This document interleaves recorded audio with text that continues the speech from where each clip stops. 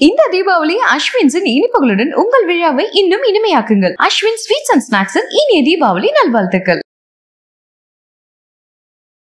மின்னம்பலம் நேயர்களுக்கு வணக்கம். நான் விஷால் மொழிவர். இன்றைய நேர்காணலில் நம்மோடு இணைந்திருக்கிறார் சர்வதேச அரசியல் குறித்து பல்வேறு கட்டுரைகளை எழுதி வருபவர் ஆராய்ச்சியாளர் திரு பாஸ்கர் அவர்கள். வணக்கம்.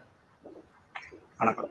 2 ஆண்டு கால காசா மீது இஸ்ரேல் நடத்திய இந்த தாக்குதல் தற்பொழுது முடிவுக்கு வந்துவிட்டதாக அமெரிக்காவினுடைய அதிபர் டொனால்ட் ட்ரம்ப் அவர்கள் ஒரு பக்கம் அறிவிச்சிருக்காரு.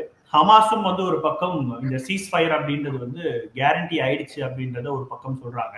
ஸோ இந்த சீஸ்ஃபயர்ன்றது முதல் கட்டமாக ஹமாஸ் ஏற்றுக்கொண்டதாகவும் ட்ரம்ப் அவர்கள் குறிப்பிட்டிருந்தாரு. இது ஒரு நிரந்தர போர் நிறுத்தத்தை நோக்கி போகிறதாக நம்ம எடுத்துக்கலாமா? அதற்கான எல்லா அறிகுறிகளும் தென்படுது. நம்ம அதுல இல்லைன்னு சொல்றதுக்கு எதுவும் இல்லை. ஆனா இதுல இருக்கிற அந்த இப்ப போர் நிறுத்த ஒப்பந்தம் ஏற்பட்டிருக்கு அந்த தகவல்களை கொஞ்சம் முதல்ல அதுக்கு போறதுக்கு முன்னாடி இந்த 2 ஆண்டு கால கொடுமை, அந்த மக்கள் மீது செலுத்தப்பட்ட கொடுமை இதோட முடிவுக்கு வருவது அப்படின்ற ஒரு நிலை எட்டிருக்கிறதால அதுக்கு நம்ம முதல்ல மகிழ்ச்சியை தெரிவிச்சுக்கலாம். நேயர்களோட அந்த மகிழ்ச்சியை பகிர்ந்துக்கணும்னு அப்படின்னு நினைக்கிறேன். ஏன்னா ஒவ்வொரு நாள் அந்த செய்திகளை பார்க்கும் பொழுது நமக்கு ஏற்படுற அந்த உணர்வு, அந்த கொடுமையான அந்த அவங்க அனுபவிக்கிற அந்த கொடுமைகள்லாம் பார்த்து உண்மையிலே மனம் வந்த நாட்கள் பல நாட்கள் உண்டு. அதனால அந்த வகையில் அந்த கொடுமைகள்லாம் ஒரு முடிவுக்கு வருது அப்படின்ற ஒரு நம்பிக்கை வெளியே வந்திருக்குது. அது கீற்று நம்ம கண் முன்னாடி பார்க்கிறோம். அதனால அந்த வகையில இந்த கொடுமை முடிவுக்கு வருது அப்படின்ற நினைக்கும் போது உண்மையிலே மகிழ்ச்சியா இருக்கு.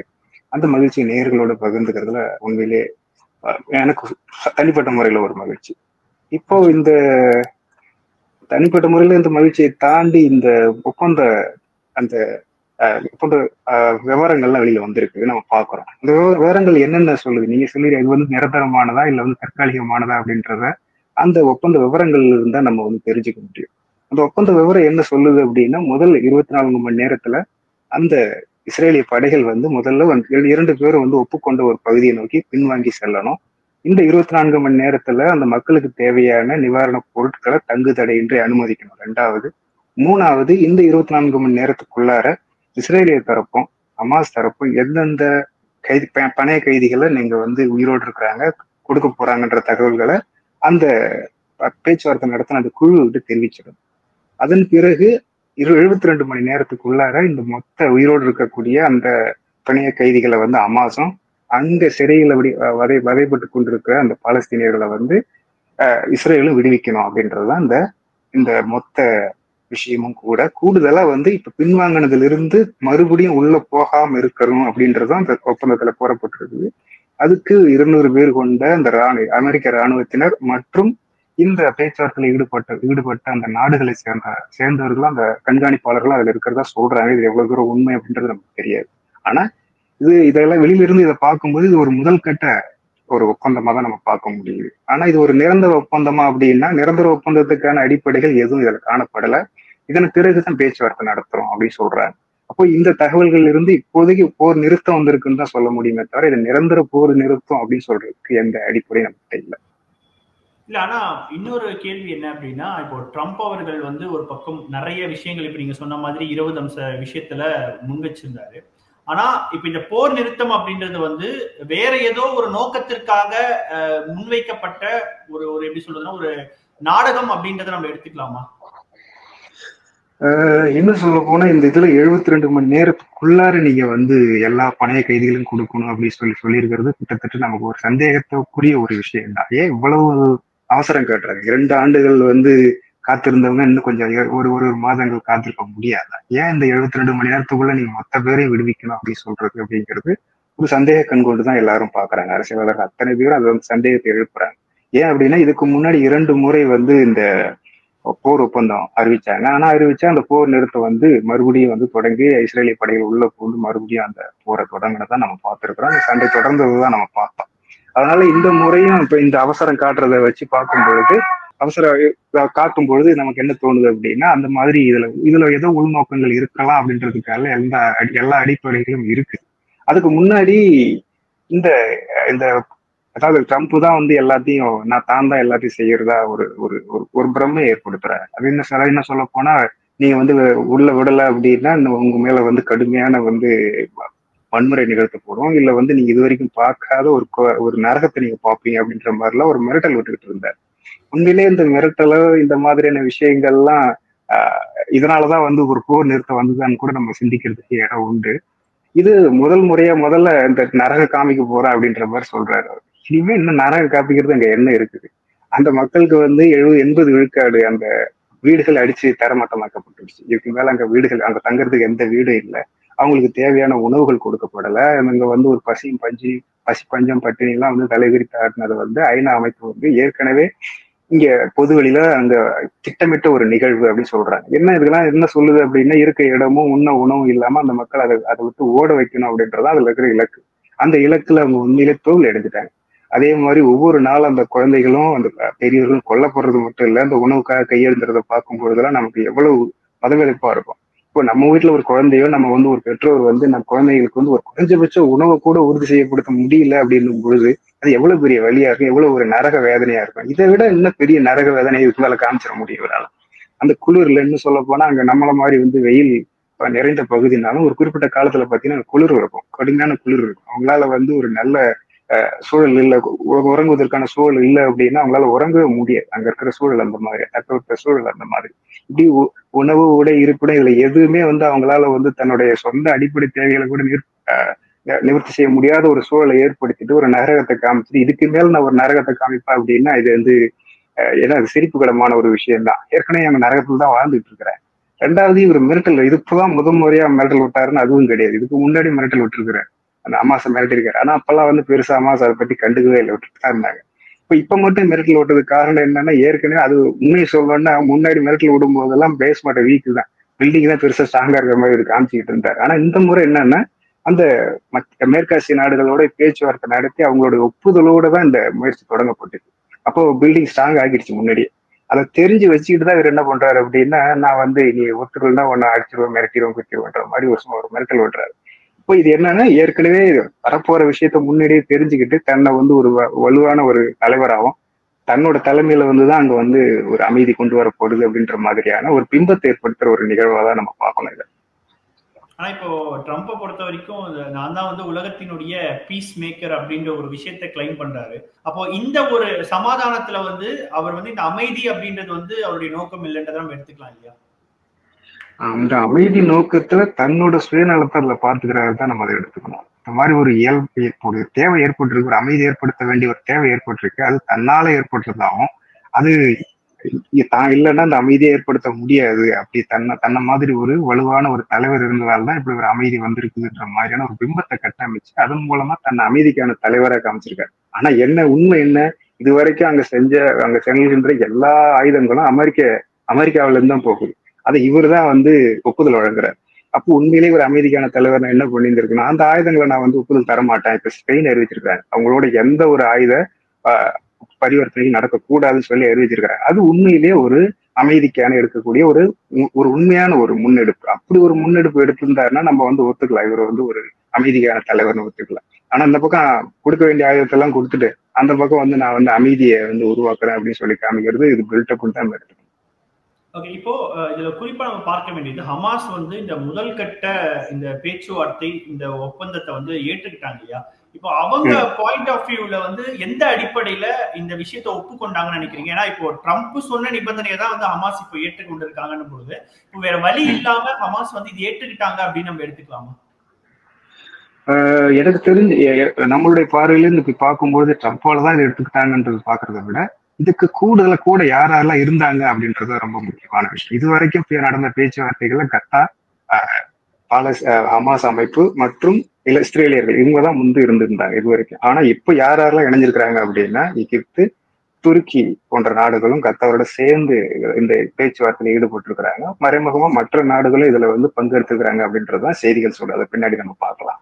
ஆனா அடிப்படையில என்னன்னா, முன்னாடி நடந்த பேச்சுவார்த்தைக்கு இப்ப நடந்த பேச்சுவார்த்தைக்கு ஒரு அடிப்படையான வேறுபாடு இருக்கு. அந்த வேறுபாடு என்ன அப்படின்னா, எல்லா மேற்காசிய நாடுகளும் இந்த அமைதி ஒப்பந்தத்துல ஈடுபட்டிருக்கிறாங்க, நேரடியாகவோ மறைமுகமாவோ இதுல ஈடுபட்டிருக்கிறாங்க அப்படின்றதுதான், அதுல வந்து தொடர்பு படுத்தப்பட்டிருக்கிறாங்க அப்படின்றதுதான் உண்மை. அந்த அடிப்படையில ஹமாஸ் தனிச்சு தனி சின்ன அமைப்பு, அது ஒரு சின்ன பகுதியில் இயங்கக்கூடிய ஒரு அமைப்பு, அது தனிச்சு இயங்குறதுக்கான எந்த அடிப்படையும் கிடையாது. அங்க இருக்கிற மேற்காசிய நாடுகளுடைய ஒத்துழைப்பு இல்லாம அவங்களால தனிச்ச முறையில் இயங்குறதுக்கான எந்த அடிப்படையும் கிடையாது. அதே போல இஸ்ரேலும் தனிச்சு இயங்குறதுக்கான எந்த அடிப்படையும் கிடையாது. அமெரிக்காவோட அரசியல், பொருளாதார, ராணுவ அந்த ஒத்துழைப்பு இல்லை அப்படின்னா ஒரு நாள் கூட அவங்களால இந்த போரை தொடர்ந்து நடத்த முடியாது. இன்னும் சொல்ல போனா அவங்க இதுக்காக செலவழிச்ச அமெரிக்கர்கள் செலவழிச்ச அந்த பணம் பாத்தீங்கன்னா கிட்டத்தட்ட ஒரு 31 பில்லியன் அப்படின்ற மாதிரி சமீபத்துல ஒரு செய்திகள் கூட வந்தது. அப்போ இரண்டு பக்கமும் இந்த போருக்கு ஆதரவு தெரிவிக்கக்கூடிய ரெண்டு பக்கமும் இணைஞ்சு இந்த மாதிரி ஒரு அமைதி ஒப்பந்தத்தை கொண்டு வந்திருக்கிறாங்க. அதன் அடிப்படையில இது ஓரளவுக்கு இவங்களை சப்போர்ட் பண்ணக்கூடியவங்களாம், அந்த பக்கம் இஸ்ரேலை சப்போர்ட் பண்ணக்கூடியவங்களும் சேர்ந்து இப்படி ஒரு முடிவுக்கு வந்ததால இருதரப்பும் இதை ஏத்துக்க வேண்டிய ஒரு சூழல் உருவாயிருக்கு. அதனாலதான் இதை ஏத்துக்காங்கன்னு பாக்கணுமே தவிர இது ட்ரம்ப் பயமுறுத்தினாலே இல்ல அவரு முன்னெடுத்தாலே இதை ஏத்துக்கிட்டாங்க அப்படின்னு நம்ம பாக்குறதுக்கு எந்த அடிப்படையும் இல்லை. இப்போ குறிப்பா பாத்தீங்கன்னா இப்ப ஹமாஸுக்கு இந்த மாதிரியான ஒரு நிலைமை இருக்குன்னு சொல்லியிருந்தீங்க. ஆனா இஸ்ரேலை பொறுத்த வரைக்கும் இந்த போர்ன்றது தொடர்ச்சியா நடத்தியே தீரணும் அப்படின்னு சொல்லி நெத்தன்யாகு பல்வேறு முயற்சிகளை மேற்கொண்டுகிட்டே வந்தாரு. அதுலதான் சமீபத்துல நம்ம பார்க்கும்போது தோஹா மேல நடந்த அட்டாக்கையும் நம்ம பாக்குறோம். அப்படி இருக்கும்போது இஸ்ரேல் இந்த அமைதி ஒப்பந்தத்துக்கு ஒப்புக்கொண்டதுக்கான காரணம் என்னவா இருக்கு? அதுதான் முக்கியமா நம்ம கவனிக்க வேண்டிய விஷயம். இதுக்கு முன்னாடி பல முறை அமைதி ஒப்பந்தங்கள் பல நாடுகளை வேண்டுகோள் விடுத்துமே கேட்காத இஸ்ரேல் இப்போ ஏன் அமைதி ஒப்பந்தத்தை ஏத்துக்கணும், இப்ப ஏன் அந்த அமைதி ஒப்பந்தத்துக்கு வரணும் அப்படின்றதுதான் முக்கியமா நம்ம கேட்கப்பட வேண்டிய ஒரு கேள்வி. அதன் அடிப்படையில் தான் இந்த அமைதி ஒப்பந்தம் நீடிச்சு நிக்குமா இல்ல விரைவில் இது ஒரு முடிவுக்கு மறுபடியும் போர் தொடங்குமான்றதையும் அதுதான் நம்ம முடிவு பண்ணக்கூடிய ஒரு விஷயமா இருக்கும். அப்போ முதல்ல இந்த அமைதி ஒப்பந்தத்துக்கான தொடக்கம் அப்படின்னு பாத்தீங்கன்னா அந்த 20 அம்ச அந்த எல்லா மேற்காசிய நாடுகளும் அமெரிக்காவும் இணைஞ்சு உருவாக்குற அந்த 20 அம்ச விஷயம்தான். 20 அம்ச விஷயத்துல பாத்தீங்கன்னா அதுல ஹமாஸுக்கு எதிர்காலத்துல இந்த நிர்வாகத்துல எந்த இடமும் இல்லை அப்படின்றத அவங்க எல்லாரும் ஒத்துருக்குறாங்க. அது எவ்வளவுதானா அந்த ஹமாஸ் அதை மறுத்திருக்கிறாங்க. அதை நம்ம அது ஒரு விஷயம். ரெண்டாவது என்னன்னா எப்படி மீள கட்டமைக்க போறோம் அப்படின் போது அந்த மேற்காசிய நாடுகள் அதுக்கான பொறுப்பு எடுத்திருக்கிறாங்க. அதுதான் ட்ரம்ப்பும் சொல்லியிருக்காரு. அவங்க நிறைய பணம் வச்சிருக்கிறாங்க, அவங்க மீண்டும் கட்டமைக்கிறதுக்கு ஆர்வமா இருக்கிறாங்க, அதை பத்தி கவலைப்பட தேவையில்லை அப்படின்றதுதான் அவர் ட்ரம்ப்பும் சொல்லியிருக்கிறாரு. அப்ப மீள கட்டமைக்கிறதும் ஒன்றும் பிரச்சனை கிடையாது. ஆனா யார் அதை நிர்வகிக்கிறது அந்த பகுதி அப்படின்னு வரும்போது டோனி பிளேயர் தலைமையிலான அந்த குழு நிர்வகிக்கும்னு சொல்றத ஹமாஸ் மறுத்திருக்கிறாங்க. அப்போ இது எல்லாம் 20 அம்ச திட்டத்துக்குள்ளார ஒரு விஷயம் தெளிவா இருக்கு. போர் முடிவு கொண்டு வரப்படணும், பிணைய கைதிகள் மீட்கப்படும் அப்படின்ற 2 விஷயங்கள் தெளிவா இருக்கு. ஆனா ஹமாஸ் அந்த ஆயுதத்தை கைவிடுறதா அந்த தனிநாடு அறிவிக்கிறத பத்தி எந்த தகவலும் அதுல இல்லை.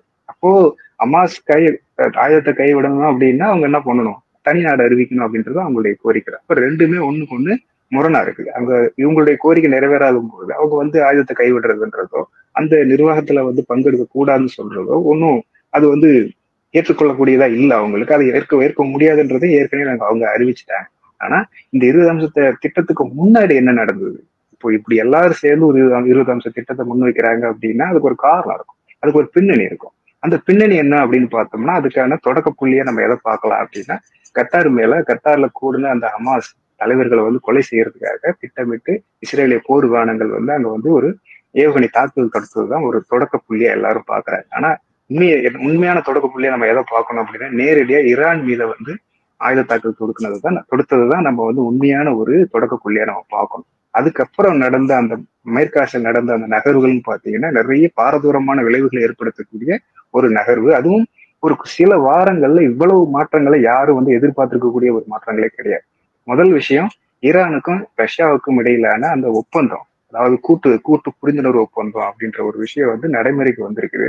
அந்த போர் ஏற்பட்டப்ப புதின் ஒரு வார்த்தை சொன்னார், நாங்க பாதுகாப்பு அம்சங்கள் தற்காப்பு அம்சங்களையும் சேர்க்கணும்னு நாங்க சொன்னோம், எங்களுடைய பார்ட்னரான ஈரான் தான் அவங்க ஒத்துக்கல, அப்படி ஒத்துருந்தாங்கன்னா இந்த மாதிரியான ஒரு விஷயங்கள் ஏற்பட்டிருக்காது அப்படின்னு அவர் குறிப்பிட்டு சொன்னார் அந்த டைம்ல.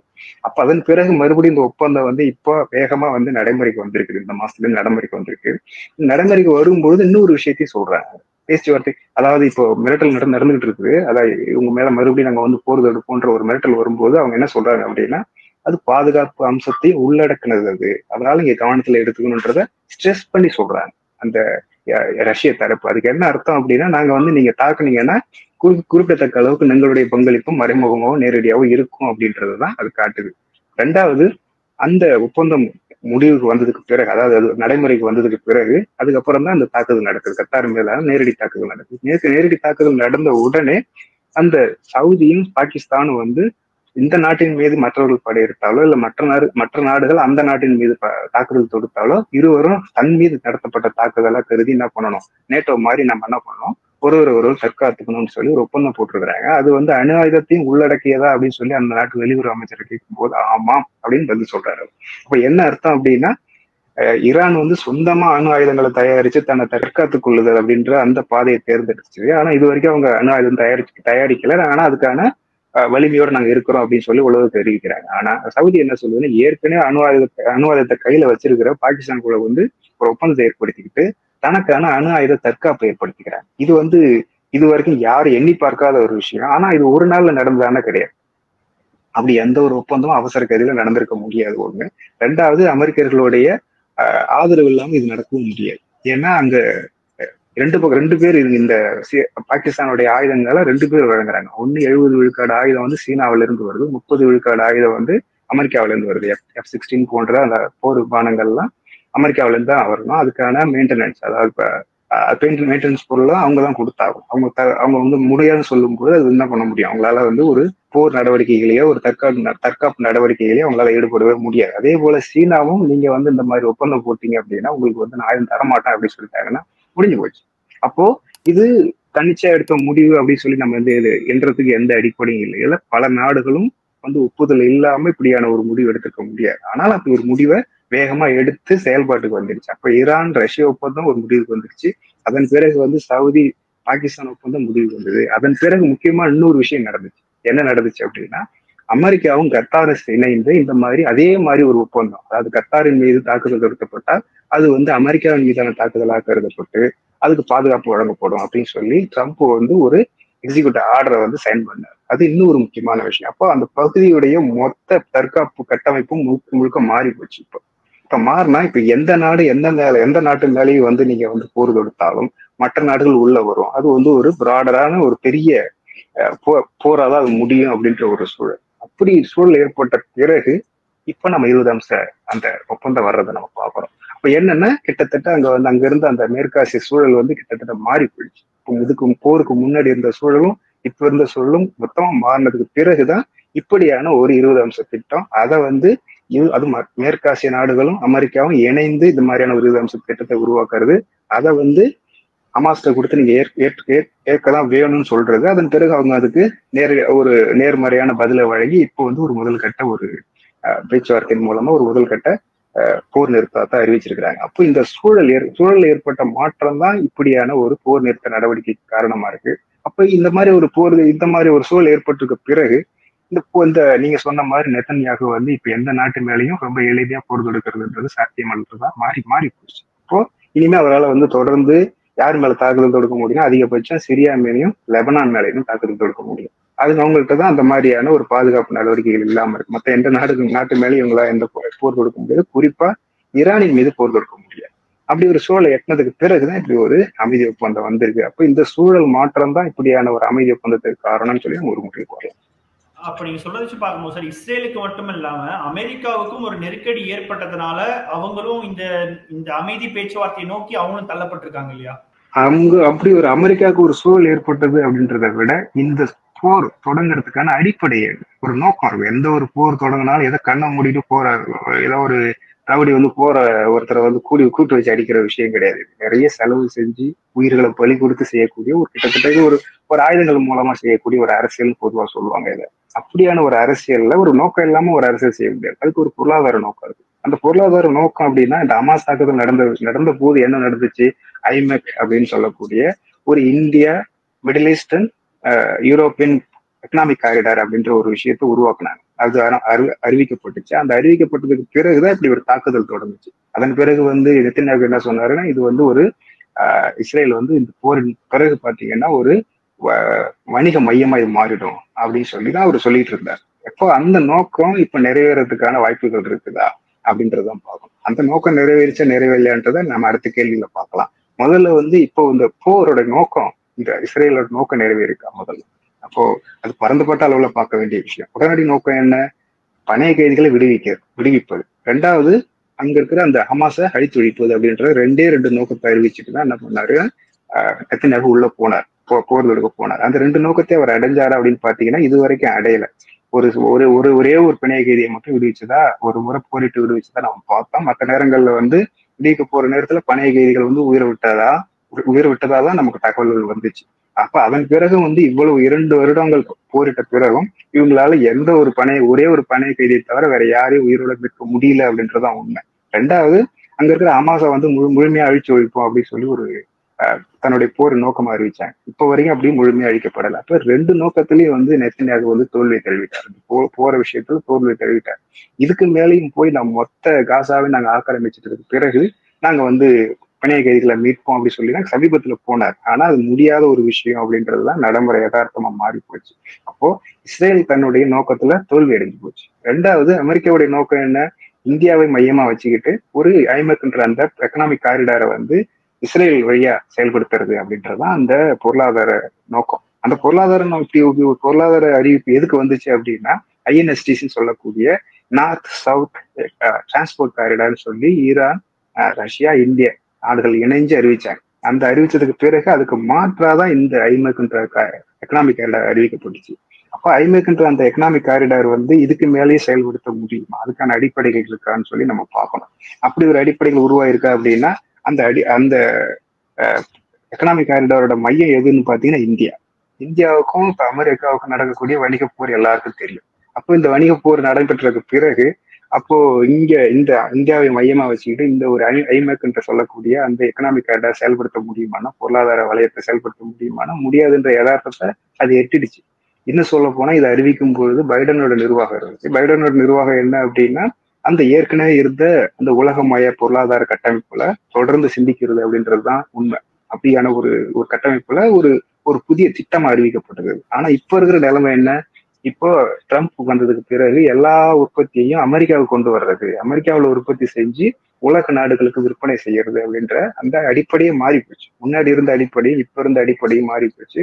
அந்த நோக்கமே மாறி போச்சு. இதன் பிறகு இந்த ஐமேக் வந்து உயிரோட இருக்குமான இருக்கிறதுக்கான எந்த அடிப்படையும் இல்லை. அப்போ அதுக்காக நடத்த போறதா அந்த போர் தொடர்றதுல எந்த அடிப்படை இருக்குதா? அதுக்கான எந்த அடிப்படை இதுக்கு மேல இருக்கிறதுக்கு எந்த அடிப்படை இல்லை. அப்போ அந்த போர் தொடங்குறதுக்கு முன்னாடி அறிவிக்கப்பட்ட அந்த நோக்கம் ஏற்கனவே அது வந்து முடிவுக்கு வந்துடுச்சு. அதே பிறகு போர் அறிவிச்ச பிறகு இஸ்ரேல் வந்து தன்னோட நோக்கமா அறிவிச்சு கொண்ட அந்த 2 விஷயத்திலும் தோல்வி அடைஞ்சிடுச்சு. மேலும் மேலும் மேலும் மேலும் இந்த போரை தொடங்குறது மூலமா செலவினங்கள் கூடுமே தவிர இவங்களுடைய அதுக்கான பொருளாதார ஏதாவது ஒரு செலவு செஞ்சீங்கன்னா அதுக்கு வரவு வரணும். வரவு இல்லாத செலவு செஞ்சுக்கிட்டே இருந்தீங்கன்னா மறுபடியும் உங்களுக்கு என்ன ஆகும்? கடன் தான் அதிகமாகும். அமெரிக்க கடன்கள் ஏற்கனவே அதிகரிச்சுக்கிட்டு இருக்குது. இந்த போர் தொடர்ந்து செஞ்சாங்க அப்படின்னா இன்னும் அதிகரிக்கதான் செய்யும். அது அவங்களுடைய இந்த பைனான்சியல் ஸ்ட்ரெஸ்ஸை இன்னும் கூட்டதான் செய்யும். அப்படி இருக்கும்போது அவங்க தொடர்றதுக்கான அந்த அடிப்படையும் இல்லை. இப்போ இந்த மாதிரி அடிப்படையா இருக்கக்கூடிய அந்த பொருளாதார அடித்தளம் மொத்தமா மாறி போச்சு. அதே போல அந்த பொருளாதார அடித்தளத்தின் அடிப்படையில அறிவிக்கப்பட்ட அந்த திட்டம் இதுக்கு மேல செயல்படுத்த முடியும் அப்படின்ற நம்பிக்கையை அவங்க இழந்துட்டாங்க.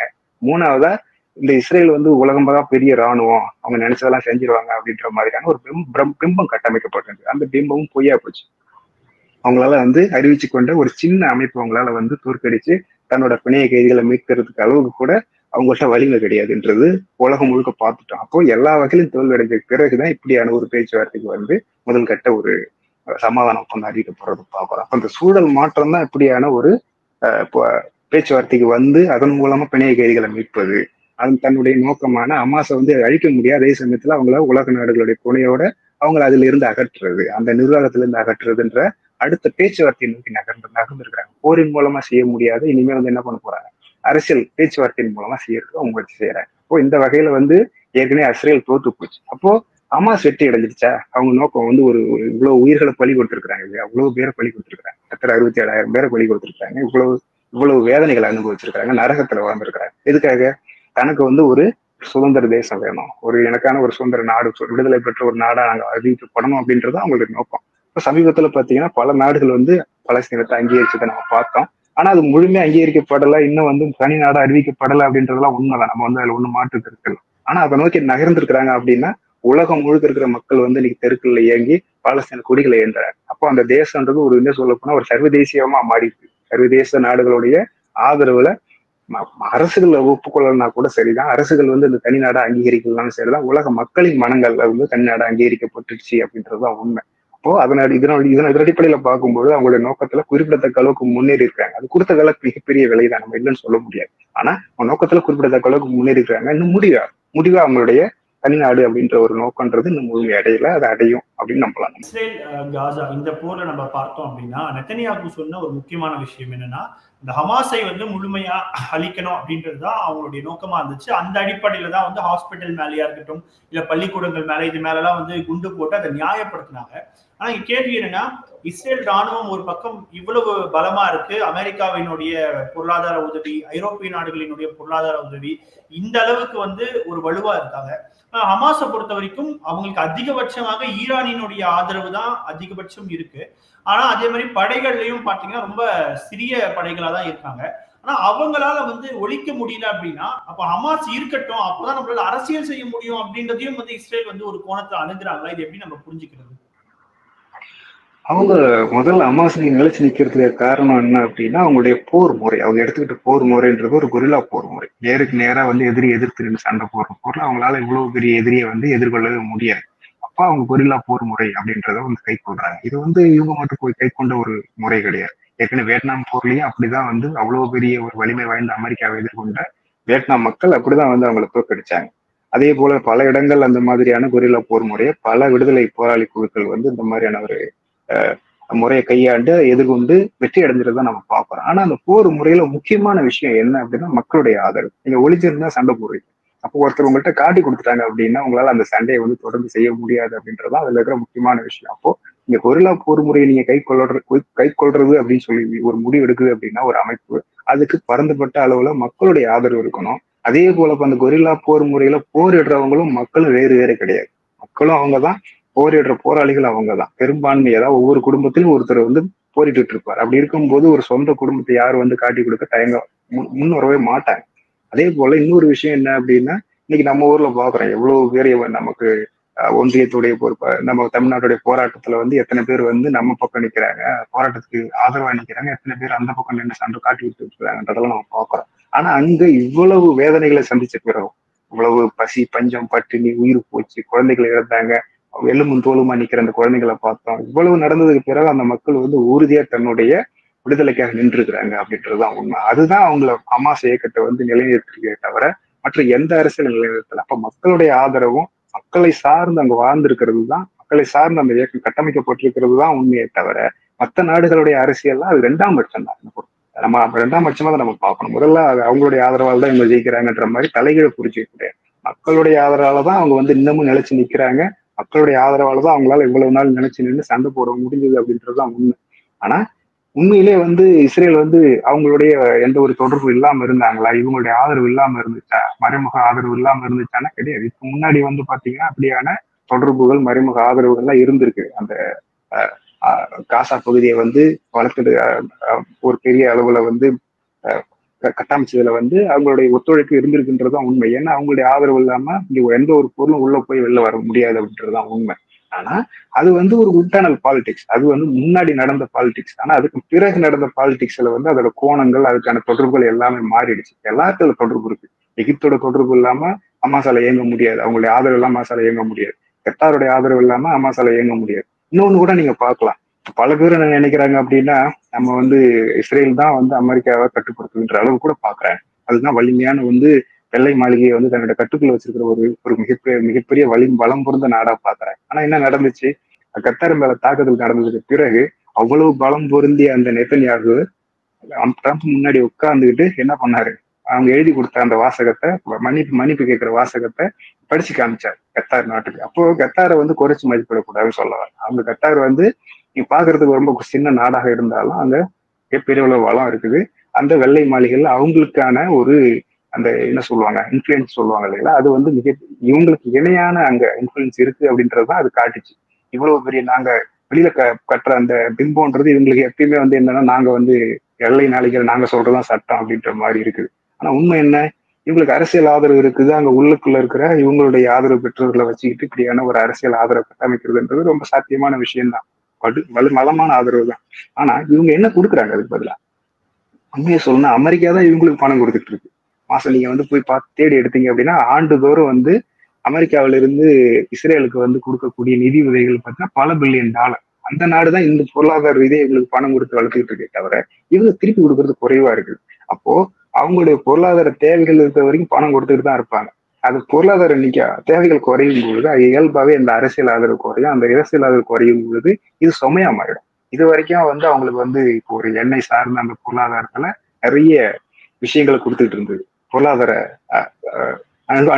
அனுகூலங்களை கொடுத்துக்கிட்டு இருந்தது. ஆனா அது குறைய குறைய குறைய இவங்களுடைய இம்பார்ட்டன்ஸ் குறைஞ்சிக்கிட்டே இருக்கும். குறையும் போது இயல்பாவே இவங்களுடைய அந்த இன்ஃபுளுன்ஸும் குறைஞ்சிக்கிட்டே இருக்கும் அப்படின்றது அவங்க. அப்ப ஏன் கத்தாருக்கு இவ்வளவு பெரிய ஆதரவு இருக்குது? இவ்வளவு தூரம் அவங்களால ஆளானப்பட்ட நெத்தன்யாகுவே நீங்க மன்னிப்பு கேட்க வைக்கிறாங்க அப்படின்னா அவங்களுக்கு என்ன அவங்களுடைய பொருளாதார அடிப்படை என்ன? இவங்க பணம் கொடுத்து இவங்க கொடுக்கறதுக்கு பதிலாக முதல்ல அவருக்கு ட்ரம்ப்புக்கு இவங்க விமானம் பரிசா கொடுக்குறாங்க பொருளாதார ரீதியா. ரெண்டாவது என்கிட்ட உலகத்திலேயே மிகப்பெரிய அந்த ஃபார்ஸ் வயல்கள்னு சொல்லக்கூடிய அந்த எண்ணெய் எரிவாயு வயல்கள் இவங்க யாரோட பகிர்ந்துக்கிறாங்கன்னா ஈரானோட பகிர்ந்துக்கிறாங்க. அது உலகத்தில் இருக்கிற எல்லா எரிவாயு வயல்களை விட அதிகமான எரிவாயு கொண்ட வயல். அது எரிவாயுக்கான சந்தைன்றது இன்னைக்கு இல்லை, இன்னும் ஒரு 10-30 வருஷமாவது குறைஞ்சபட்சம் இருக்கும். அதுக்கான பொருளாதார அடிப்படை கத்தாருக்கு இருக்குது. அப்போ அமெரிக்கர்கள் கண்ணை மூடிக்கிட்டு இஸ்ரேல் ஆதரிக்கிறதோ இல்ல கண்ணை மூடிக்கிட்டு மற்ற நாடுகளை எதிர்க்கிறதுன்றதெல்லாம் கிடையாது. அது இங்க தீர்மானகரமானது என்ன அப்படின்னா பொருளாதார நலன்கள் தான் தீர்மானகரமானது. அந்த வகையில பொருளாதார அடிப்படை யாருக்கு வலுவா இருக்குதோ அவங்கதான் அங்க அதிகமான இன்ஃபுளுன்ஸை காட்ட முடியும். அந்த வகையில கத்தாருக்கு தான் அதிகமான அந்த இன்ஃபுளுன்ஸ் இருக்குது. ஏன் அப்படின்னா அவங்களுடைய பொருளாதார அடித்தளம் வலுவா இருக்குது. இவங்க இஸ்ரேலோடைய பொருளாதார அடித்தளம் ரொம்ப பலகீனமா இருக்குதுன்றதான் உண்மை. அவங்க நாங்க போர் ஆரம்பிக்கும் போதெல்லாம் பாத்தீங்கன்னா நாங்க எங்க ஊர்ல ஒரு சில்லுகளை உற்பத்தி செய்யறதுக்கான இன்டெல நாங்க பல $1 பில்லியன் இன்வெஸ்ட் பண்ண வைக்க போறோம் அப்படின்னு சொல்லலாம் அறிவிச்சாங்க. ஆனா செயல்படல. இன்னும் சொல்லப்போ இன்டெலே பாத்தீங்கன்னா அந்த நிறுவனமே திவால் ஆகிற நிலைமையில இருக்கு. அப்போ அதுக்கு நவீன உற்பத்தி சார்ந்து அவங்க ஒரு பொருளாதாரத்தை கட்டமைக்க முயற்சி செஞ்சதும் தோல்வியை தெரிவிடுச்சு. அப்போ இதன் அடிப்படையில பார்க்கும்பொழுது இவங்களுடைய பலம் குறைஞ்சிட்டு இருக்குது, அவங்களுடைய பலம் அதிகரிச்சுட்டு இருக்குது. அதன் அடிப்படையில நம்ம எல்லாத்தையும் வச்சு பார்க்கும்போது அப்ப இஸ்ரேலினுடைய அந்த சகாப்தம் முடிவுக்கு வருது அப்படின்னு நம்ம எடுத்துக்கலாமா? அவசரப்பட்டு அப்படி ஒரு முடிவுக்கு வர முடியாதுடா. அது சூழல் சார்ந்தா முடிவு பண்ணணும். ஆனா இது வரைக்கும் என்ன இவங்களுடைய முயற்சி என்னவா இருந்தது அப்படின்னா அந்த பகுதி முழுக்க இவங்கதான் தனிக்காட்டு ராஜாவா தன்னை கட்டமைக்கிறது அப்படின்னு பொருளாதார மையமா வணிக மையமா தன்னை கட்டமைக்கிறது அப்படின்றதுல முழு மூச்சை ஈடுபட்டு இருந்தாங்க. பல ஆண்டுகளா ஈடுபட்டு இருந்தாங்க. அதோட தொடர்ச்சியாக இந்த போர்களை நம்ம பார்க்கிறோம். ஆனா இப்போ நடந்த விஷயங்கள் என்ன சொல்லுது அப்படின்னா ஈரான் சீன ரஷ்ய நாடுகளுடைய ஒரு ஒப்பந்தத்தை ஏற்படுத்திக்கிட்டா அவங்க ஒரு வணிக மையமா மட்டுமா இல்ல, அவங்க பொருளாதார மையமாவும் இருக்கிறாங்க. அவங்கள்ட்ட போதுமான அளவுக்கு எண்ணெய் எரிவாயு இருக்குது. அதை தற்காத்துக் கொள்ளக்கூடிய ஆயுதங்கள் அவங்கள சொந்தமா உற்பத்தி செய்யற ஆயுதங்கள் இருக்கு. அந்த ஆயுத வலிமையை சேர்ந்து அவங்க கிட்ட இருக்கு. அப்படி இருக்கும்போது அந்த நாடு இதுக்கு மேல அவங்க மேல இஸ்ரேல் போர் தொடுத்தாலோ அமெரிக்கர்கள் போர் தொடுத்தாலோ அவங்க ரஷ்யா இன்னும் சொல்ல போனா சமீபத்துல பேச்சுவார்த்தை நடந்துட்டு இருக்கும் போதே இன்னொரு விஷயம் நடந்தது. பல பேர் கவனிச்சாங்களா இல்லையான்னு தெரியல. பல போர் தளவாடங்கள் இந்த பக்கம் வந்துகிட்டு இருந்தது. இன்னும் சொல்ல போனா அந்த பாதி வழியில விமானத்துல எரிபொருள் நிரப்பக்கூடிய அந்த விமானங்கள் தொடர்ந்து வந்தவண்ணா இருந்துச்சு அங்க மேற்காசியை நோக்கி. அவங்க என்ன சொன்னாங்க அப்படின்னா முதல்ல நடந்த மாதிரியே ஈரானை பேச்சுவார்த்தையை கூட்டுட்டு மறுபடியும் அவங்க மேல குண்டு போட்ட மாதிரி இப்ப அமாஸ் கிட்ட பேச்சுவார்த்தை நடத்திக்கிட்டு அவங்க மேல குண்டு போடலான்ற மாதிரி எல்லாம் சொன்னாங்க. ஆனா அதுக்கு நடுவில் இன்னும் ஒண்ணு நடந்துச்சு. ரஷ்யாவில இருந்து நிறைய அந்த சரக்கு ஏற்றி வரக்கூடிய விமானங்கள் தொடர்ந்து இறங்கிக்கிட்டே இருந்துச்சு. அப்ப அதெல்லாம் என்ன சொல்லுது அப்படின்னா அவங்க இவங்களுக்கு எந்த அளவுக்கு ஆயுத உதவி கிடைக்குதோ அதே அளவுக்கு எதிர் தரப்புல இருந்தும் ஆயுத உதவி கிடைக்குது அப்படின்றதான் உண்மை. அப்ப இதன் அடிப்படையில அவங்கள அவங்களுடைய பொருளாதார அடித்தளத்தை உடைச்சிட்டு தன்னை மட்டும் ஒரு பொருளாதார பலமிக்க ஒரு ஜாம்பவான கட்டமைக்கிறதுன்ற அந்த முயற்சி இஸ்ரேலோட முயற்சி தோல்வி அடைஞ்சு போச்சு. இதுக்கு மேல ஈரானுடைய அந்த பொருளாதார மையமா மாறுறதுன்ற முயற்சி தவிர்க்க முடியாத ஒரு விஷயமா மாறி போச்சு. ரெண்டாவது கத்தார், நம்ம மன்னிப்பு கேட்ட விவகாரத்துல பார்த்தோம். கத்தார் தன்னுடைய ஒரு முக்கியமான ஒரு மையமா பொருளாதார மையமா தன்னை கட்டமைச்சுட்டாங்க. அதுக்கான இன்ஃபுளுன்ஸ் அதுக்கான அந்த அவங்களுடைய இன்ஃபுளுன்ஸ் வெள்ளை மாளிகை மேல தனக்கு இருக்குதுன்றதையும் பதிவு செஞ்சுட்டாங்க. அதுக்கான பொருளாதார அடித்தளம் அவங்க கிட்ட இருக்குது. யுஏஇயை பொறுத்த அளவுக்கு அவங்க ஒரு நவீன அந்த வணிகத்துக்கு தேவையான பல்வேறு இந்த பிளாக் செயின் டெக்னாலஜின்ற போன்ற பல டெக்னாலஜி விஷயங்களை செஞ்சு அங்க ஒரு வணிக மையமா தன்னை கட்டமைச்சுட்டாங்க. அப்போ இஸ்ரேல் மட்டும் கிடையாது, போட்டிக்கு இந்த மாதிரி 2-3 நாடுகள் அந்த பகுதியுடைய பொருளாதாரத்துல வணிகத்துல ஒரு முக்கியமான மையமா ஏற்கனவே வளர்ந்துட்டாங்க. இதன் பிறகு அதை தடுக்கிறதுன்றது சாத்தியமற்ற ஒரு விஷயம். அப்போ இனிமே இந்த மையங்கள்ல ஒன்னா இவங்க பொருளாதாரத்தை கட்டமைக்கிறது மூலமா அந்த மையங்கள்ல ஒன்னா இருக்க முடியுமே தவிர தான் மட்டுமே பொருளாதார மையமா இருக்க முடியும் அப்படின்றது மாறி போச்சு. அப்போ இவங்களுடைய பலம் குறைஞ்சு போச்சு. இதுக்கு மேல இவங்களால இந்த மாதிரியான தான்தோன்றித்தனமா யார் மேல வேணாலும் நான் சண்டை போடுவேன், நான் நினைச்சதெல்லாம் செய்வேன் அப்படின்ற விஷயம் இதுக்கு மேல நடக்கிறதுக்கான வாய்ப்பு ரொம்ப குறையும். நிச்சயமா சார். மின்னம்பலம் நேயர்களுக்காக பல்வேறு கேள்விகளுக்கு மிக ஆழமாகவும் பொறுமையாகவும் மிக விரிவாகவும் பதில் தந்தமைக்கு நன்றி. இந்த தீபாவளி அஸ்வின்ஸின் இனிப்புகளுடன் உங்கள் விழாவை இன்னும் இனிமையாக்குங்கள். அஸ்வின் ஸ்வீட்ஸ் அண்ட் ஸ்நாக்ஸின் இனிய தீபாவளி நல்வாழ்த்துக்கள். மின்னம்பலம்.com தமிழின் முதல் மொபைல் பத்திரிகை.